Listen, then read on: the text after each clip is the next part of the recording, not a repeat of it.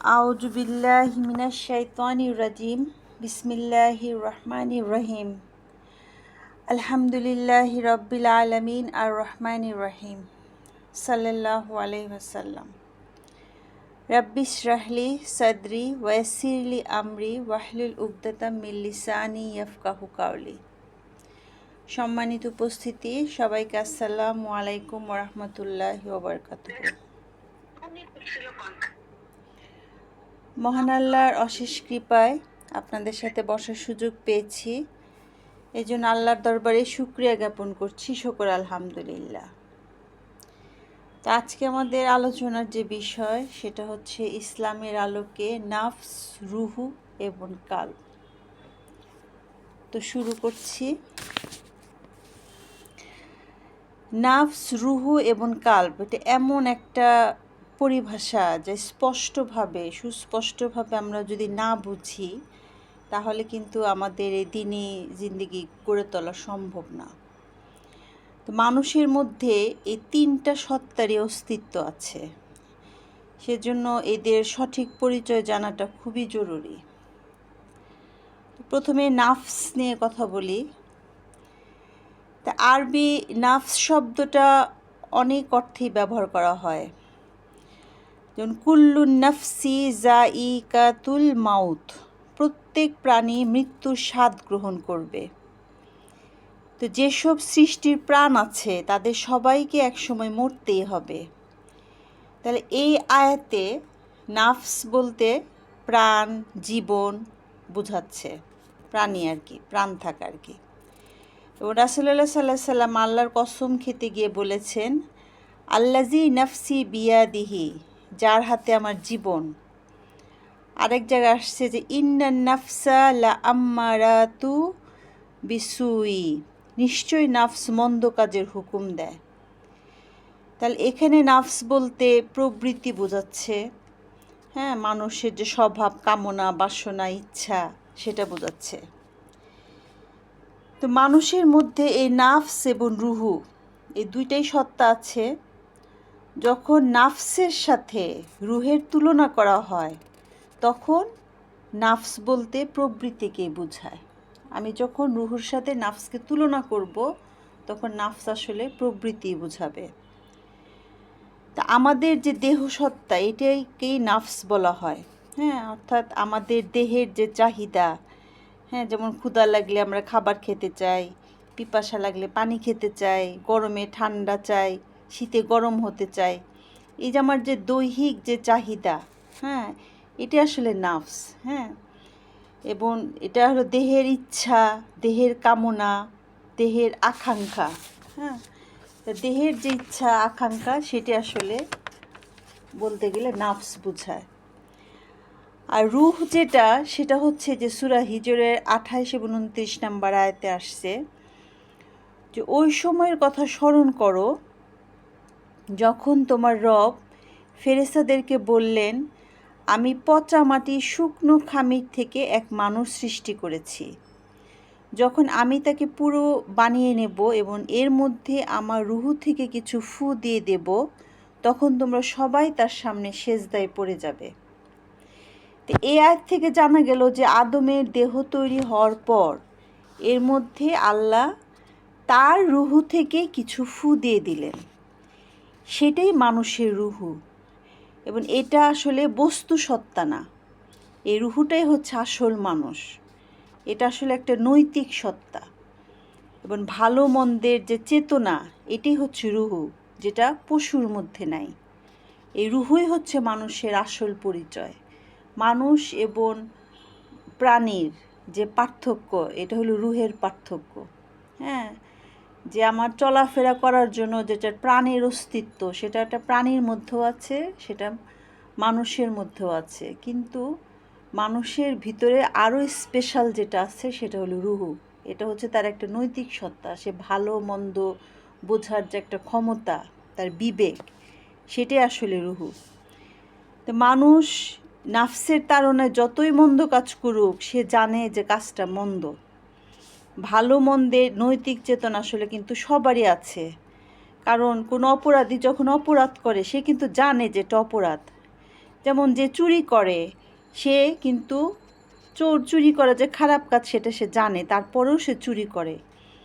আবার যে ঘুষ খায় সেও জানে যে ঘুষ খাওয়া খারাপ, হ্যাঁ, এবং তাকে যদি কেউ ঘুষখোর বলে সম্বোধন করে তখন সে কিন্তু মন খারাপ করে। তাহলে এই যে চেতনাটা কিন্তু সবার মধ্যেই থাকে, কিন্তু তারপরেও সে তার প্রবৃত্তিকে দমন করতে পারে না। হ্যাঁ, অর্থাৎ নাফসকে সে দমন করতে পারে না। তাই নাফসটাকে তাকে খারাপ কাজ, যেই প্রথমে যে বললাম যে নাফস হলো মন্দ কাজের হুকুম দেয়, তার প্রবৃত্তিকে সে কন্ট্রোল করতে পারে না, সেজন্য সে খারাপ কাজটা করে ফেলে। তো যে নৈতিক চেতনা, এটাকে আমরা বিবেক বলি। যদি মানুষের দেহের দাবি মেনে নেয় এমন কোনো কাজ করে ফেলে যা নৈতিকতার বিরোধী, তাহলে তার বিবেক দর্শন করে। হ্যাঁ, যেমন যে একটা খারাপ কাজ আমি জানি, জানার পরেও যখন করি তখন কিন্তু আমার ভিতরে কিন্তু আর শান্তি লাগে না। এটা কিন্তু সবার মধ্যে এই জিনিসটা হয়, তার ভিতরে কিন্তু তার বিবেক দংশন করতে থাকে যে আমি কেন কাজটা করলাম। হ্যাঁ, তারপরেও সে কাজটা করে ফেলে। তাহলে এই যে মন্দ কাজটা, এটা হলো প্রবৃত্তির তাড়না বা নাফসের তাড়নায় সে করে। যে মন্দ কাজটা করতে যতই মজা ভোগ করুক, বিবেকের নিকট কিন্তু সেটা মোটেও মজা লাগে না। এই চেতনাটাই হলো মনুষ্যত্ব। তো যে মানুষ নৈতিক চেতনার ধার ধারে না, সকল মন্দ কাজ করতে থাকে, তার সম্বন্ধে তখন সবাই কিন্তু মন্তব্য করে যে সে মানুষ না, সে একটা অমানুষ, তাই না? বর্তমানে আমরা যেটা বিশ্বে দেখতেছি, যে যে যুদ্ধ করতেছে যারা, এই যে ট্রাম্প, নেতানিয়াহু, এটা মানুষের পর্যায়ে পড়ে না, কারণ তারা পুরোপুরিভাবেই প্রবৃত্তির অনুসারী হয়ে গেছে, নাফসের অনুসারী হয়ে গেছে। তাদের নাফস যেটা বলতেছে মন্দ কাজ, সেটার থেকে সে করে। তার ভিতরে যে নৈতিকতা, নৈতিক সত্তাটা তার ভিতরে আর নাই আসলে। আচ্ছা, এবং কোরআন থেকে আমরা আরও জেনেছি আল্লাহ তাআলা সব মানুষের রুহ কিন্তু একই সাথে সৃষ্টি করেছেন। এটা সূরা আরাফের 172 নম্বর আয়াতে এসেছে। আল্লাহ বলেছেন, হে রাসূল, জনগণকে ওই সময়ের কথা মনে করিয়ে দিন যখন আপনার রব বনি আদমের পিঠ থেকে তাদের বংশধরদের বের করলেন, তাদেরকেই তাদের ওপর সাক্ষী বানিয়ে জিজ্ঞেস করলেন, আমি কি তোমাদের রব নই? তারা বলল, আপনি অবশ্যই আমাদের রব, আমরা এ বিষয়ে সাক্ষ্য দিচ্ছি। আমি এই ব্যবস্থা এজন্যই করেছি যাতে তোমরা কিয়ামতের দিন এ কথা বলতে না পারো যে আমরা তো এ বিষয়ে কিছুই জানতাম না।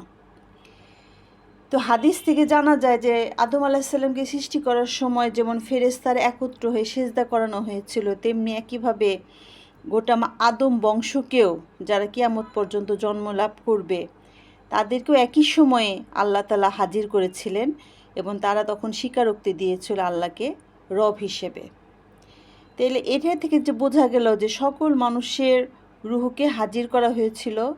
কাজে সৃষ্টিগতভাবে সকল মানুষ একই সাথে সৃষ্টি হলেও পৃথিবীতে কিন্তু তারা পর্যায়ক্রমে আসছে। হ্যাঁ, আর কাজে আমার দেহটা হচ্ছে একটা জাস্ট একটা কি বলবো, একটা বাহ্যিক জিনিস, যেটা আমার সত্যিকারের মানে আমার রুহুটা আমার দেহের মধ্যে দিয়ে দেওয়া হচ্ছে। যখন মানুষ মারা গেলে আমরা বলি যে তার রুহু চলে গেছে আল্লাহর কাছে। হ্যাঁ, রুহু চলে গেছে, কারো রুহু ইল্লিনে চলে যায়, সিজ্জিনে চলে যায়। আমার যে আসল মানুষ যেটা, সেটাই কিন্তু রুহু। এই দেহটা হলো একটা যন্ত্র, অর্থাৎ এই রুহু, এই যন্ত্রের মধ্যে যখন রুহুটা থাকে তখন আমার এই রুহুর বা প্রবৃত্তির অনুসারী হয়ে আমার এই যন্ত্রটা কিন্তু তখন কাজ করে। আচ্ছা, এখন রুহু এবং দেহের মধ্যে সম্পর্ক কী? সূরা ইনফিতারের 6 থেকে 8 নম্বর আয়াতে বলা হয়েছে, হে মানুষ, কোন জিনিস তোমার ওই মহান মর্যাদাশীল রবের ব্যাপারে তোমাকে ধোঁকায় ফেলেছে, যিনি তোমাকে সৃষ্টি করেছেন, তোমাকে ভালোভাবে গঠন করেছেন ও তোমাকে সুষম করেছেন, এবং যে আকারে চেয়েছেন দেহ তৈরি করে তার উপর তোমাকে আরোহণ করিয়েছেন। তো এই সূরা ইনফিতারে আয়াতে একটা শব্দ আছে, সেটা হচ্ছে রাক্কাবা। হ্যাঁ, রাক্কাবা মানে হচ্ছে যে আরোহণ করিয়েছেন। যেমন মানুষ যেমন ঘোড়ায় আরোহণ করে, হ্যাঁ, সেই হিসেবে দেহকে যদি আমি ঘোড়ার সাথে তুলনা করি, হ্যাঁ, আরোহী যদি লাগাম কষে ঘোড়াকে নিজের পূর্ণ নিয়ন্ত্রণে রেখে ব্যবহার করতে সক্ষম হয়, তাহলে ঘোড়ায় চড়ে কিন্তু অল্প সময়ে অনেক দূর যাওয়া যায় এবং যেখানে খুশি কিন্তু পৌঁছানো যায়। কিন্তু ঘোড়াকে যদি নিয়ন্ত্রণ করা না যায়, তাহলে কিন্তু ঘোড়া তার নিজের ইচ্ছা মতো চলবে এবং কোথাও আমাকে ফেলেও দিতে পারে। তা আমাদের এই দেহটা হচ্ছে ঠিক এই ঘোড়ার মতোই, হ্যাঁ, এবং দেহের সাথে রুহুর সম্পর্কটাও কিন্তু এরকম।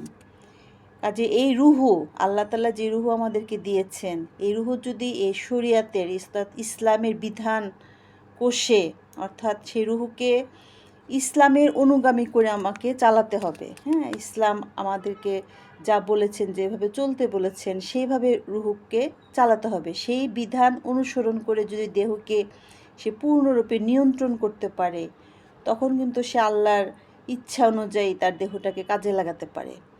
কিন্তু রুহু যদি সে যদি ইসলামের বিধিবিধান দ্বারা সে যদি পরিচালিত না হয়, তখন প্রবৃত্তি তাকে, তার নফস তাকে কন্ট্রোল করবে। আসলে নফস মানে আসলে শয়তানের কন্ট্রোল, হ্যাঁ, কারণ যাবতীয় খারাপ জিনিসের দিকে কিন্তু মন ধাবিত হয়, হ্যাঁ, এটা আসলে কিন্তু শয়তানের কন্ট্রোল। আর রুহু যদি বলি, রুহু সবসময় ভালো দিকে যেতে চায়, কারণ রুহুটা দিয়েছেন আল্লাহ তাআলা তার নিজের অংশ থেকে মানুষকে দিয়েছেন। কাজে রুহু কখনো খারাপ খারাপ জিনিসে রুহু আকৃষ্ট হবে না, নফস আকৃষ্ট হবে, কারণ নফস শয়তান দ্বারা কন্ট্রোল হয়। কাজে আমার এই দেহটাকে আমি যখন এই রুহের অনুসারী করব, তখন আমার এই দেহটা ভালো কাজে চলবে। আর আমি যখন আমার দেহটাকে নফসের অনুসারী করব, তখন আমার দেহটা কিন্তু খারাপ দিকেই চলবে। তাহলে আমাকে সিদ্ধান্ত নিতে হবে যে আমি আমার দিয়ে জীবন চলাটা আমি কিভাবে করব। তাহলে দেহের যে দাবি, হ্যাঁ, দেহের দাবিকে আসলে নফস বলা হচ্ছে। এখন আমি নফসের গোলাম হব না, আমি একমাত্র আল্লাহর দাস। দেহকে আমার দাস বানাবো, আমি দেহের দাস হব না, আমি নফসের দাস হব না। দেহ আমার কথা শুনবে, আমার জীবনটাকে সেইভাবেই সাজাতে হবে, কারণ আল্লাহ তাআলা আমাদেরকে একটা বিশেষ উদ্দেশ্যেই কিন্তু এই পৃথিবীতে পাঠিয়েছেন। নাফসের নিয়ন্ত্রণ করার বিধানটা কি, আমি কিভাবে আমার নাফসটাকে নিয়ন্ত্রণ করতে পারি? হ্যাঁ, আমার মন যে খালি এই দুনিয়ার দিকে ধাবিত হয়, মন চায় আর একটু বেশি খায়, মন চায় আরও বেশি টাকা রোজগার করে, মন চায় আরও বাড়ি করে, মন চায় আরও গাড়ি করি, অর্থাৎ খারাপ দিকে মনটা বারবার সুইং করতে থাকে। তাহলে এই মনটাকে আমি কিভাবে টেনে ধরবো? হ্যাঁ, আমার এই নাফসটাকে আমি কিভাবে কন্ট্রোল করব? তাহলে এই নাফসকে কন্ট্রোল করার উপায় যেটা, সেটা হচ্ছে যে প্রথমেই এই রুহুকে তৌহিদ, রিসালাত এবং আখেরাতের উপর ঈমান আনতে হবে। অর্থাৎ আমার ঈমানটাকে আগে ঠিক করতে হবে, এক আল্লাহতে বিশ্বাস করতে হবে, আখেরাতের উপর বিশ্বাস করতে হবে।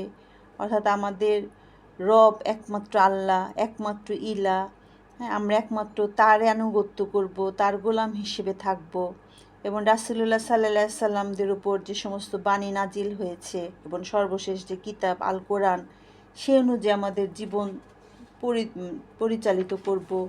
হ্যাঁ, আখেরাতকে বিশ্বাস করব, মৃত্যুর পরের জীবনকে বিশ্বাস করব, জবাবদিহি করতে হবে মৃত্যুর পরে আল্লাহর কাছে।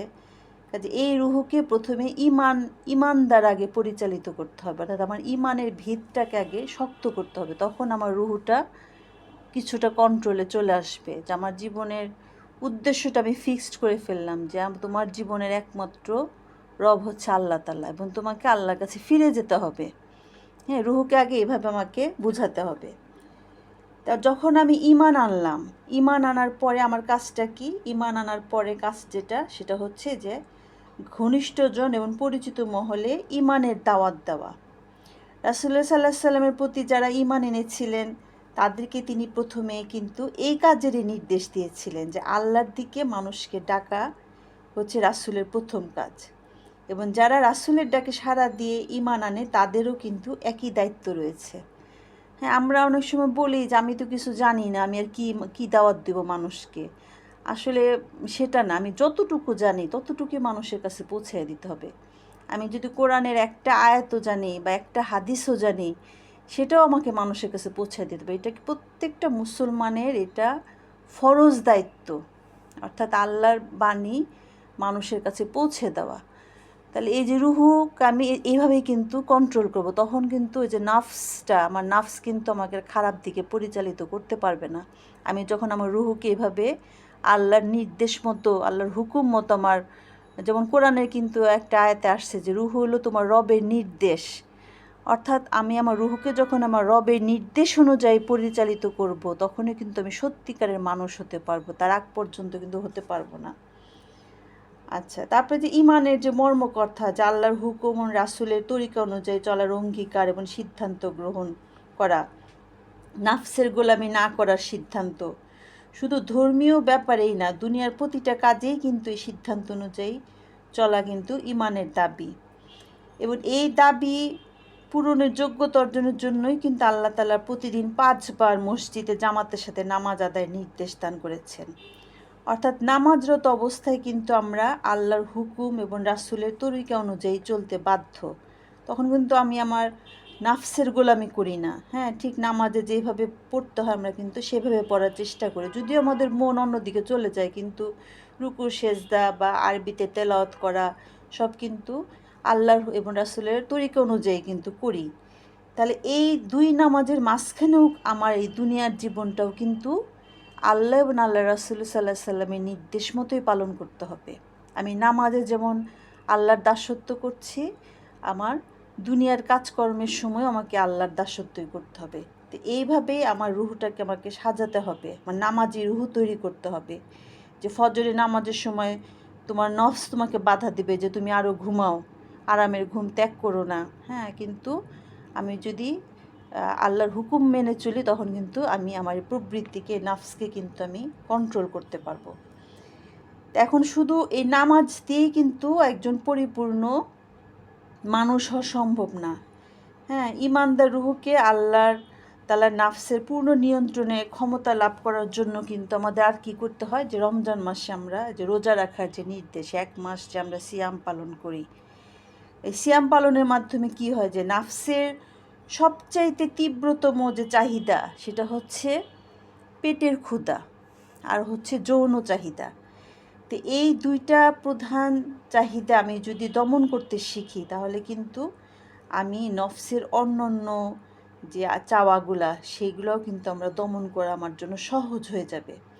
তখন এই 1 মাস আল্লাহ তাআলা এই যে ট্রেনিংয়ের মাধ্যমে, 1 মাস রোজা রাখা ট্রেনিংয়ের মাধ্যমে তার রুহুকে, একজন মুসলমানের রুহুটা যেন আল্লাহমুখী হয়, সে যেন তার নাফসের অনুসারী না হয়, আল্লাহ তাআলা কিন্তু সেই শিক্ষা দেন।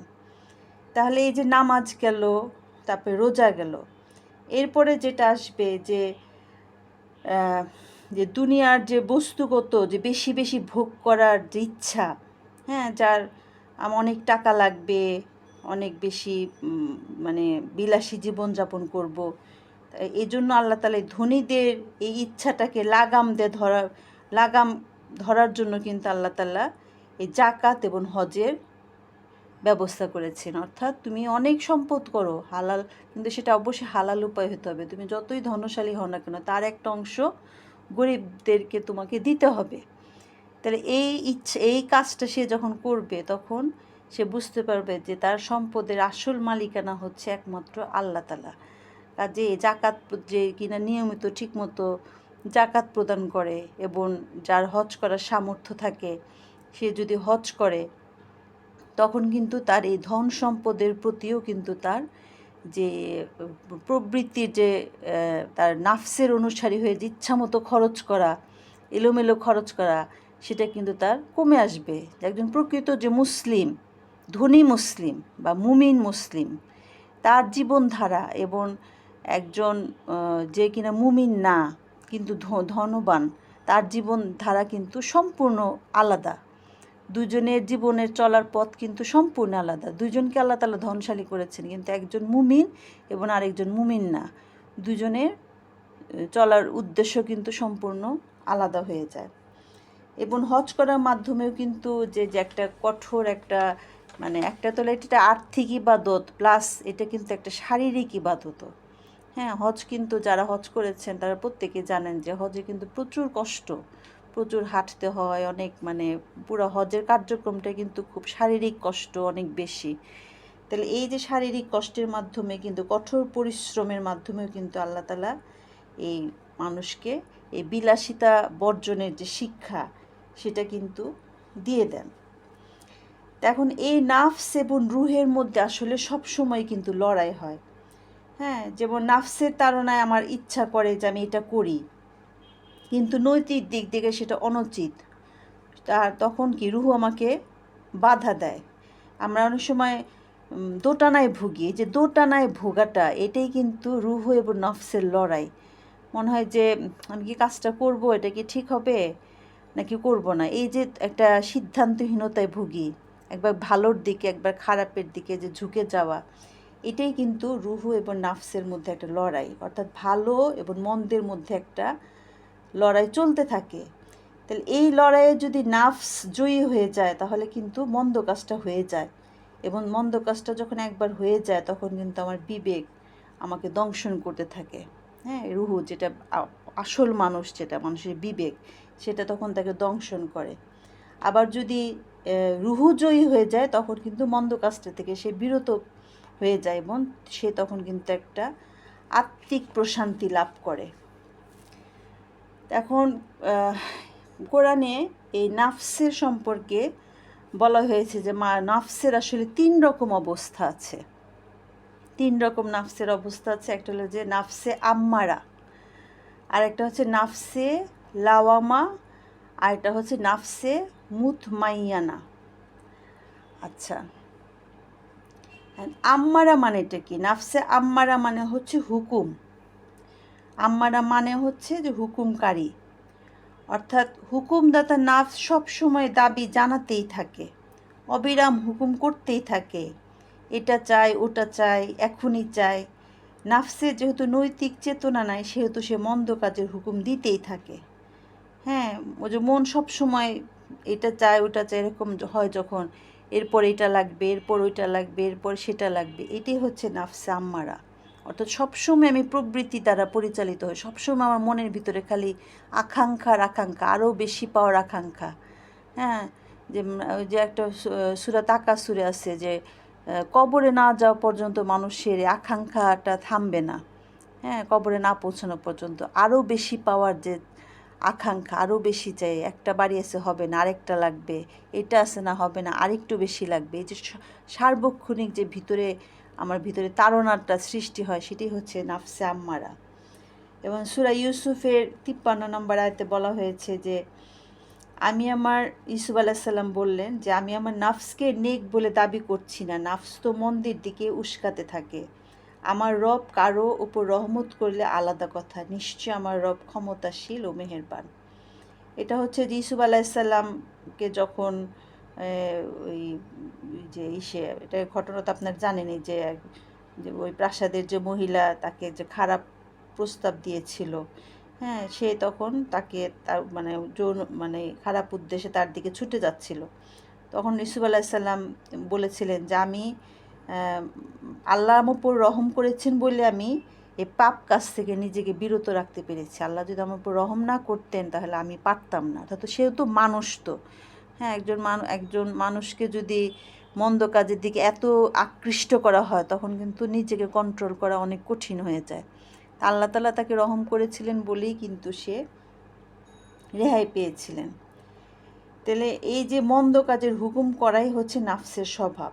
হ্যাঁ, কাজে আমার নাফস মন্দর দিকে আকৃষ্ট হয় না এরকম দাবি আমরা কখনোই করব না। আল্লাহ তাআলা যদি আমাদের উপর রহম না করেন তাহলে কিন্তু আমরা এটা থেকে বাঁচতে পারবো না। তাহলে যে ব্যক্তির নাফস সবসময় রুহের সাথে লড়াই বিজয়ী হয় এবং রুহু কোনো সময় নাফসকে ঠকাতে পারে না, সেই ব্যক্তির মধ্যে আসলে ইমানের কোনো চিহ্নই নাই। এবং এই নাফসকে নাফসে আম্মারা বলা হয়, অর্থাৎ যে ব্যক্তি সবসময় প্রবৃত্তি দ্বারা পরিচালিত সে হচ্ছে নাফসে আম্মারা। একদম চোখের সামনে উদাহরণ হচ্ছে যে ট্রাম্প নেতানিয়াহু সম্পূর্ণভাবে তার প্রবৃত্তির অনুসারী হয়ে গেছে, তাদের অন্য কোনো চিন্তাই নেই। হ্যাঁ, তাহলে এটা হলো নাফসে আম্মারা। অর্থাৎ আমি যদি একটা পরীক্ষার কথা চিন্তা করি, এটা হচ্ছে মানে যে যারা ফেল করে, হ্যাঁ, তারা আর কি, যে তারা পুরোপুরিভাবেই প্রবৃত্তির অনুসারী হয়ে গেছে, নাফসের অনুসারী হয়ে গেছে, সেটাকেই নাফসে আম্মারা বলা হয়। এরপর যেটা আসছে সেটা হচ্ছে নাফসে লাওয়ামা। লাওমা শব্দটা আসছে লাউমাতুন থেকে। লাউমাতুন মানে হচ্ছে তিরস্কার, গালি, ধমক, নিন্দা। তো নাফসে লাওমা হচ্ছে ওই নাফসকে বলে যে নাফসকে রুহু বাধা দেয়, ধমক দেয়, দমন করার চেষ্টা করে এবং রুহু নাফসকে বিনা বাধায় ছেড়ে দেয় না এবং নাফসকে সবসময় পরাজিত করতে সক্ষম না হলেও সাধ্যমতো লড়াই করতে থাকে। কোনো সময় জয়ী হয়, কোনো সময় নাফস জয়ী হয়। অর্থাৎ আমরা সাধারণ মুসলমান যারা, সাধারণ মুমিন যারা বা আমরাই হচ্ছে নাফসের লাওয়ামার মধ্যে পড়ি। অর্থাৎ আমাদের অবস্থা এরকম যে কখনো আমরা নাফসের অনুসারী হয়ে যায়, প্রবৃত্তির অনুসারী হয়ে যায়। কোনো কোনো সময় আমরা প্রবৃত্তিকে কন্ট্রোল করতে পারি। হ্যাঁ, আমাদের মধ্যে এরকম অবস্থা চলতে থাকে। কেউ বেশি কন্ট্রোল করতে পারে, কেউ কম কন্ট্রোল করতে পারে। অর্থাৎ পুরোপুরিভাবে কন্ট্রোল করতে পেরেছে একমাত্র নবী রাসূলরাই। 100% তাদের নাফসকে কন্ট্রোল করতে পেরেছে। কিন্তু আমরা সাধারণ মুমিন যারা বা সাধারণ মুসলমান বা আমরা যারা নিজেদেরকে মুসলমান হিসেবে দাবি করি, আমরা সবাই এই দলভুক্ত। ওই যেটা বললাম যে একটা পরীক্ষায় যেমন 40 মার্ক যে পায় সেও পাশ করে, আবার যে 100 পায় সেও পাশ করে। কিন্তু 40 মার্ক পেয়ে যে পাশ করলো আর 100 মার্ক পেয়ে যে পাশ করলো, দুজনের মধ্যে কিন্তু নম্বরের পার্থক্য অনেক, কিন্তু দুজনেই পাশ করেছে। হ্যাঁ, তাহলে এক্ষেত্রে এটা এরকম যে কেউ যদি খুবই সামান্য সেও পাশ করে, তার নেকির তখন কম হবে। ওই যে আল্লাহ তাআলা বলেছেন না যে প্রত্যেকের নেকি ওজন করা হবে। হ্যাঁ, যার নেকির পাল্লা ভারী হবে সেই সফল কাম হবে। অর্থাৎ সেখানে ওই যে আমাদের অবস্থার ওই যে ওজন করা হবে যে কোন দিকে তার পাল্লা যাচ্ছে, ভারী খারাপের দিকে যাচ্ছে নাকি ভালোর দিকে যাচ্ছে। তো এটা আর কি। কাজে সামান্যতম যদি আমি নাফসের অনুসারী হই, আমি যদি 99% অনুসারীও যদি হই, আবার যদি সামান্যতম অনুসারী হয়, সব কিছুই কিন্তু নাফসে লাওয়ামার মধ্যে পড়বে। আচ্ছা, এরপরে যেটা আছে সেটা হচ্ছে নাফসে মুতমাইয়ানা। এটা মুতমাইয়ানা শব্দটা এতমিনান শব্দ থেকে আসছে। এতমিনান মানে হচ্ছে প্রশান্তি, নিশ্চিন্ততা, স্থিরতা। এবং নাফসে মুতমাইয়ানার অবস্থা হলো যে নাফসের সাথে রুহের লড়াই খতম হয়ে গেছে। অর্থাৎ 100% ক্ষেত্রে রুহু বিজয়ী। রুহু গ্রহণ করবে না এমন দাবি করার সাহস নাফসের আর বাকি নেই। নাফস নিশ্চিন্ত হয়ে গেছে যে রুহুকে আর পরাজিত করা যাবে না। অর্থাৎ এই যেটা বললাম যে নবী রাসূল যারা আছেন বা যারা ছিলেন, তারাই এই নাফসে মুতমাইয়ানার মধ্যে পড়ে। অর্থাৎ তাদের প্রবৃত্তির অনুসারী তারা কখনোই হয় না। তারা সবসময় রুহের তাদের পরিপূর্ণভাবেই আল্লাহর অনুসারী হয়ে গেছে। তাদের রুহুটাও সম্পূর্ণভাবেই আল্লাহর আনুগত্যে তারা হয়ে গেছে। তারাই হচ্ছে যে নাফসে মুতমাইয়ানার মধ্যে পড়ে। এবং এই জাতীয় মানুষেরা হচ্ছে আল্লাহর খুবই প্রিয় এবং তাদেরকে আল্লাহর অলি বলে গণ্য করা হয়। যেমন সূরা ফজরের শেষ কয়েকটা আয়াতে আসছে যে হে প্রশান্ত আত্মা, চলো তোমার রবের দিকে এমন অবস্থায় যে তুমি নিজের ভালো পরিণামের জন্য সন্তুষ্ট আর তোমার রবের নিকট পছন্দনীয়। তুমি আমার প্রিয় বান্দাদের মধ্যে শামিল হয়ে যাও এবং আমার জান্নাতে প্রবেশ করো। সূরা ফজরের শেষের কয়েকটা আয়াতে আসছে।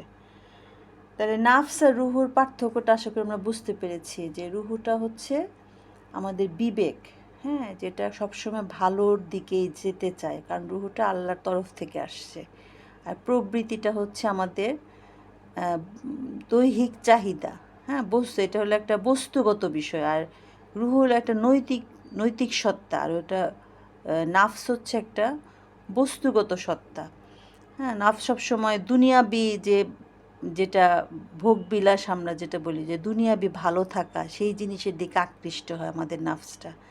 হ্যাঁ, এবং রুহু সবসময় আল্লাহর হুকুমের অনুসারী হতে চায়। আর আল্লাহ তাআলা আমাদেরকে যেভাবে চলতে বলেছেন সেই দিক অনুসারী হতে চায়। আচ্ছা, এখন যেটা বলবো সেটা হচ্ছে যে কাল্প কথাটা আমরা খুব শুনি। কাল্প শব্দটা মানে কি? কাল্প শব্দের অনেক অর্থবিধানে আছে। প্রধান অর্থ উল্টে দেওয়া, পরিবর্তন করা। হাদিসের দোয়া যে আমরা বলি যে ইয়া মুকাল্লিবাল কুলুব, হে মনকে পরিবর্তনকারী। তো মানুষের মন কিন্তু পরিবর্তনশীল, মন এক অবস্থায় কিন্তু থাকে না। তাই মনকে আরবিতে কাল্ব বলা হয়। তো নাফস, রুহু এবং কাল্ব এই তিনটা যদি আমরা সহজ বাংলা অনুবাদ করি, যে নাফস হচ্ছে আমার প্রবৃত্তি, রুহ হচ্ছে আমার বিবেক, আর কাল্ব হচ্ছে আমার মন। ঠিক আছে? যেমন কোরআনে কিন্তু একটা আয়াত আসছে যে যে মনের সংকীর্ণতা থেকে মুক্ত সেই কিন্তু সফলকাম। অর্থাৎ প্রত্যেকটা মানুষের যে একটা নিজস্ব ব্যক্তি সত্তাটা, হ্যাঁ, সেটাই আসলে কিন্তু কাল্ব। যেমন আমরা বলি যে সে খুব উদার মনের মানুষ, হ্যাঁ, এক একটা মানুষের যে এক একটা পার্সোনালিটি থাকে। হ্যাঁ, সব মুমিন মুসলমান তো একরকম না, এক এক ম্যান টু ম্যান প্রত্যেকটা মানুষ ইন্ডিভিজুয়াল কিন্তু আলাদা। হ্যাঁ, এক একজনের মধ্যে এক এক রকম গুণাবলী আছে। হ্যাঁ, যেমন কাউকে বলি যে সে খুব উদার মনের মানুষ, সে খুব দয়ালু মানুষ, মানুষকে খুব দান খয়রাত করে। আবার বলি যে সে খুব রাগী মানুষ, আবার বলি যে তার অন্তরটা খুব পরিষ্কার, আবার বলি যে তার মনটা খুব কুটিল। এই যে এক একটা ব্যক্তি সত্তা, এটাই আসলে মন। আসলে আমাদের আমাদের যে ইন্টারনাল যে স্বভাবটা, আভ্যন্তরীণ যে স্বভাবটা, সেই জিনিসটা আসলে মন। আভ্যন্তরীণ যে স্বভাব, বাহ্যিক চেহারা না, আভ্যন্তরীণ যে স্বভাবটা, সেটা আসলে আমাদের মন।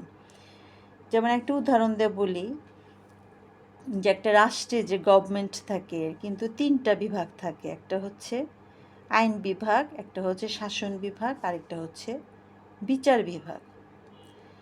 তো আইন বিভাগ সরকারের করণীয় সেটা সে নির্ধারণ করে, হ্যাঁ, এবং শাসক বিভাগ কি করে, সেটা আইনের প্রয়োগ করে। আর বিচার বিভাগ কি করে, আইন অনুযায়ী বিচার ফয়সালা করে।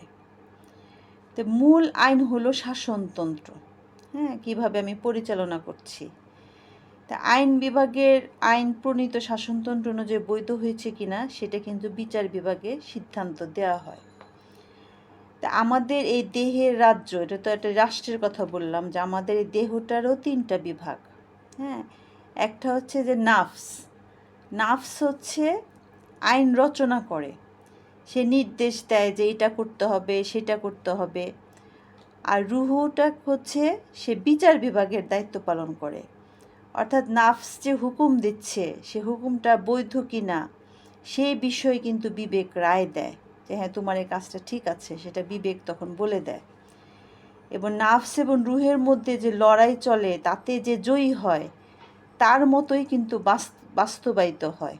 হ্যাঁ, অর্থাৎ কোনো সময় নাফস জয়ী হয়, কোনো সময় রুহু জয়ী হয়, এবং যে জয়ী হলো সে অনুযায়ী কিন্তু বাস্তবায়িত হচ্ছে। এবং এই কাল্প যেটা, এই কাল্পই কিন্তু সেটা বাস্তবায়ন করে। অর্থাৎ কাল্প তাহলে পরিবর্তনশীল, তাই না, যে পরিবর্তনশীল রুহু এবং নাফসের মধ্যে যে জিতে যাচ্ছে সে অনুযায়ী কিন্তু কাল্প পরিচালিত হচ্ছে। তো কোনো সময় নাফসের হুকুম জারি করে, কোনো সময় রুহের হুকুম মেনে চলে। এবং নাফস এবং রুহের লড়াই শেষ হলে কাল্প তখন বিজয়ীর সিদ্ধান্ত মেনে নেয়। অর্থাৎ মন তখন স্থির সিদ্ধান্তে উপনীত হয় যে তাকে কি করতে হবে। কাজে মনই হলো শাসন শক্তি, মনের নির্দেশ অনুযায়ী কিন্তু আমাদের দেহটা কর্ম সম্পাদন করে। অর্থাৎ আমাদের যে বললাম নাফস এবং রুহের মধ্যে সবসময় একটা লড়াই চলতে থাকে, লড়াই করে তারপরে যে দিকে ঝুঁকে সেই অনুযায়ী কিন্তু মন তখন পরিচালিত হয়, সেই অনুযায়ী কিন্তু আমার তখন দেহটা কাজ করে, সেইভাবে কিন্তু আমরা কাজ করি। তো এইটাই হলো আর কি, যে রুহু, নাফস এবং কালবের মধ্যে আমি একটু বলার চেষ্টা করলাম, জানি না কতটুকু বোঝাতে পেরেছি। তো আজকে এতটুকুই। আল্লাহ তাআলা আমাদেরকে সবাইকে বোঝার তৌফিক দান করুক। সুবহানা রাব্বিল ইজ্জাতি আম্মা ইয়াসিফুন ওয়া সালামুন আলাল মুরসালিন আলহামদুলিল্লাহি রাব্বিল আলামিন। সবাইকে আসসালামু আলাইকুম। আপনাদের কিছু বলার থাকলে বলেন। ধন্যবাদ। ওয়ালাইকুম আসসালাম ওয়া রাহমাতুল্লাহি। খুবই সুন্দর একটা চমৎকার আলোচনা হলো। আমি সম্মানিত সুধীবৃন্দরা কারো কিছু বলার থাকলে বলেন। হ্যাঁ, আসসালামু আলাইকুম। আমি একটু বলতে চাচ্ছি কালবের ব্যাপারটা। নফস আর নফস আর রুহু সুন্দর, সবটাই সুন্দর আলোচনা হয়েছে। কলব হচ্ছে রাসূল সাল্লাল্লাহু আলাইহি ওয়াসাল্লাম বলেছিলেন, একদিন বুকের বাম দিকে হাত দিয়ে বলেছিলেন যে এইখানে একটা মাংসপিণ্ড আছে, এইটা কখনো মানুষের অন্যায় কাজের জন্য কালো হয়ে যায়, আর যখন ভালো থাকে তখন এটা লাল রঙিন থাকে। আর যখন মানুষ একটা অন্যায় করে তখন এই কালবের উপর একটা দাগ পড়ে, এই দাগটা যখন সে তাওবা ইস্তেগফার করে তখন এই দাগটা মুছে যায়।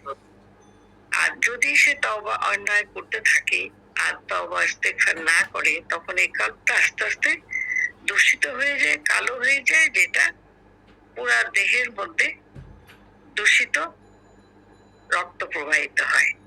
তো এই জিনিসটা, হ্যাঁ, ইয়া মুকাল্লিবাল কুলুব, আমরা একটা দোয়া করি না, ইয়া মুকাল্লিবাল কুলুব সাব্বিত আলা দীনিক, সাব্বিত আলা দীনিক, আহে অন্তর পরিবর্তনকারী, আমার অন্তরটাকে তুমি দিনের পথে, দিনের জন্য, দিনের উপরেই করে দাও। রাসূল সাল্লাল্লাহু আলাইহি ওয়াসাল্লাম এবারে বললেন এ ব্যাপারে যে, হে আল্লাহ, আমি তো, তুমি অন্তরের মালিক, তুমি পরিবর্তনকারী, আমি আয়েশাকে একটু বেশি ভালোবাসি, একটু বেশি, আমাকে মাফ করে দিও। এই যে অন্তরটা, মনটা, মন পরিবর্তন হয়, তো এই মনের মালিকও আল্লাহ। এখন সে যেহেতু পরিবর্তন হয়, কখনো কখনো একটা মানুষ একটুখানি ভারসাম্য একটু ছাড়িয়েও যেতে পারে। তার জন্য রাসূল নিজেই এই ব্যাপারটা উল্লেখ করে উনি আল্লাহর কাছে দোয়া চেয়েছেন। আর একটা ছোট্ট একটা ঘটনা, আমরা ঘটনাটা জানি, মালিক বিন দিনারের। এই ঘটনাটা আমরা যদি একটু মনে রাখি তখন আমাদের নাফস আর রুহের ইয়েটা বেশ মনে থাকবে। এই ঘটনাটা ওই রুমিন, কি জানি আমাদের একজন লেখিকা আছে, রুমা, কি জানি নাম, মাসুদা রুমি, ইমানে কুসংস্কার করাচ্ছন্ন ইমান, ওই বইটার মতন সুন্দর করে লিখেছেন যে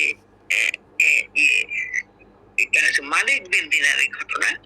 এটা তোমরা জানো যে উনি একদিন যখন একটা আলোচনা সভায় দাঁড়িয়েছেন তখন সবাই তাকে বলছিল, তুমি না সেই মালিক যে বাগদাদের শুরিখানায়, মদখানায় পড়ে থাকো। তখন উনি কিছুক্ষণ চুপ থেকে তারপরে বললেন যে হ্যাঁ, বসে পড়লেন, বসে পড়ে উঠে দাঁড়িয়ে বললেন, হ্যাঁ আমি সেই মালিক বিন দিনার যে বাগদাদের শুরিখানা অর্থাৎ মদখানায় পড়ে থেকেছি। তুমি কিভাবে এখানে এলে? তখন সে বলল যে হ্যাঁ আমি সেটাই বলছি তোমাদেরকে। সেটা হলো, আমি সারা বছর মদ খেতাম, তো কদরের রাতে, আমার স্ত্রী অত্যন্ত দিনদার, সে নামাজ পড়ে, কিন্তু কদরের রাতে ওই শুরিখানা, মদখানা বন্ধ থাকে বলে আমি মদ কিনে বাসায় নিয়ে আসতাম। তা আমি বাসায় একবার নিয়ে এসেছি, আমার একটা 10 বছর একটা মেয়ে ছিল, টেবিলে পরে মদটা রেখে দিয়েছি, বাচ্চাটা নাড়াচাড়া করতে করতে একসময় হাতে লেগে ওইটা পড়ে যায়, বোতলটা পড়ে যায়। ওই রাতে আমার আর মদ খাওয়া হয় না। তারপরে আবার তো পরদিন দোকান খোলা, আমি খাইছি। আরেক পরের বছর আবার কদর এসছে, আমি আবারও মদ কিনে নিয়ে এসেছি, কিনে টেবিলের পর রেখেছি। এবার আমি শুয়ে শুয়ে চিন্তা করছি যে গত বছর এই সময় আমার মেয়েটা ছিল, এবছর আমার মেয়েটা বেঁচে নাই, এর মধ্যে মেয়েটা মারা গেছে, 10 বছর মেয়েটা। এই ভাবতে ভাবতে উনি ঘুমিয়ে গেছেন। ঘুমিয়ে যাওয়ার পর স্বপ্ন দেখতেছেন যে উনি একটা বিশাল একটা অজগর সাপ ওনাকে তাড়া করতেছে। তখন উনি রুদ্ধশ্বাসে দৌড়াচ্ছে দৌড়াচ্ছে দৌড়াচ্ছে, পথের মধ্যে দেখলো একটা রুগ্ন শুকনো একটা পথিক বসে আছে। তো উনি ওই মানিক বিদ্যার স্বপ্নে দেখছে যে উনি তার সাহায্য চাচ্ছে যে তুমি আমাকে বাঁচাও। সে তখন বাঁচালো না, কিন্তু হাত দিয়ে ইশারা করলো তুমি এদিকে যাও। ওখানে গিয়ে দেখে একটা ফুলের বাগান, সেখানে তার মেয়ে তখন ওই হাত দিয়ে ওই সাপটাকে আঘাত করলে সে একটা গর্তে পড়ে যায়। মেয়েটা তখন বলে, বাবা আমাকে কি তুমি চিনতে পেরেছো? বলে, হ্যাঁ তুমি আমার মেয়ে। তো বলছে, বাবা তুমি কি এই অজগরটাকে চিনতে পেরেছো? তো বলছে, না অজগরটা কি? তখন বলছে, অজগরটাকে চিনতে পারোনি, আর একটা রূপ একটা পথিক দেখেছো না পথে, তাকেও তুমি চিনতে পারোনি। অজগরটা হচ্ছে তোমার নফস, যাকে সারা জীবন এন্টারটেইন করেছো, খাইয়েছো, যা বলেছে মন তাই করেছো। এটাকে খাইয়ে খাইয়ে সে একটা বিশাল অজগর সাপ হয়েছে, সেই তোমাকে তাড়া করে আজকে তোমাকে শেষ করতে চাচ্ছিল। আর ওই যে পথের মধ্যে একটা পথিক বসেছিল, তুমি তার সাহায্য চাইলা। তুমি কখনো বিবেক এন্টারটেইন করোনি। বিবেকটা এন্টারটেইন না পেতে পেতে রুগ্ন শুকনো হয়ে আজকে বিবেক তোমাকে সাহায্য করতে পারলো না। এই ভাবলে ওনার ঘুম ভেঙে গেল। ঘুমটা ভাঙার পরে উনি চেঞ্জ হয়ে গেলেন। This is the history of Malik bin Dinar. এবং এখান থেকে আমরা নফস আর বিবেক, রুহের ফাংশনটা কিন্তু আমরা অনেকটা করতে পারি। শুকরিয়া। আলহামদুলিল্লাহ, খুবই চমৎকার একটা আমরা জানি, এবং মাঝে মাঝে যে আবার মনে করাই দিলেন আমাদের রুহুর রাসের ব্যাপার। আমাদের আন্টি আপনার আলোচনা মানে টপিকসটা পূর্ণতা পেল আজকে খুব ভালো লাগলো। ধন্যবাদ। আসলে আমাদের যে কোরআন এসেছে, কোরআনে আল্লাহ রাব্বুল আলামিন বলেছে কোরআন অনুযায়ী যারা চলেছে, কোরআনের দাওয়াত যারা পেয়েছে, ইসলামের আসছে, তাদের জীবনযাত্রা গুলো পড়লে জানলে